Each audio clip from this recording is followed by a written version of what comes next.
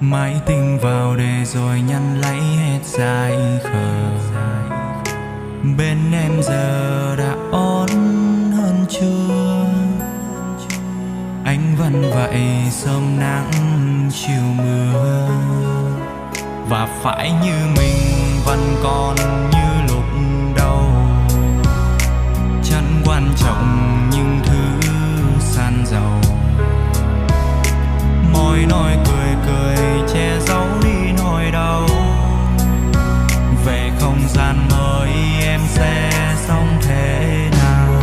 Anh khóc khi anh nhận ra nước mắt rơi vì lúc buồn. Anh khóc khi anh nhận ra ôm nỗi nhớ sâu lại để khỏe tồn. Hay bàn tay chờ che từ lúc em chưa trưởng thành.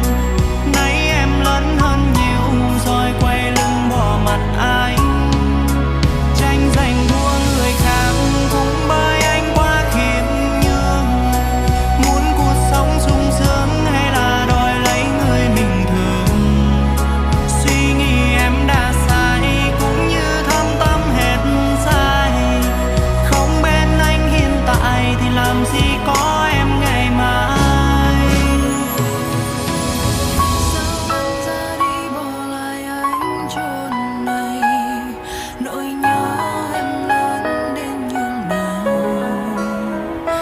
Ngày lại trôi qua trong không gian im lặng đến như vậy. Một mình anh biết phải làm sao.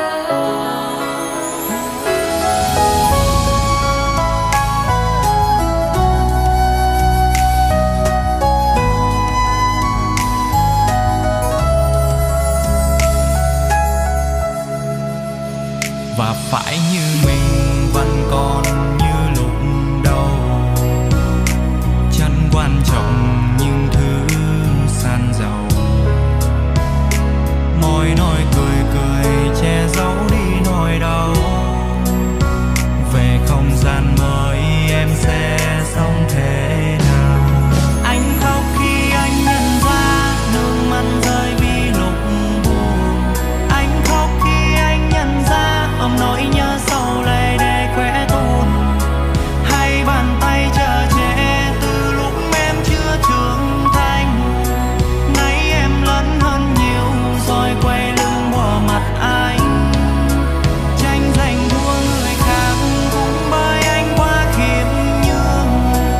Muốn cuộc sống sung sướng hay là đòi lấy người bình thường. Suy nghĩ em đã sai cũng như thâm tâm hết sai. Không bên anh hiện tại thì làm gì có em ngày mai. Anh khóc khi anh nhận ra nước mắt rơi vì lúc buồn. Anh khóc khi anh nhận ra ôm nỗi nhớ sâu lại để khỏe tồn. Hay bàn tay chờ che từ lúc em chưa trưởng thành. Nay em lớn hơn nhiều rồi quay lưng bỏ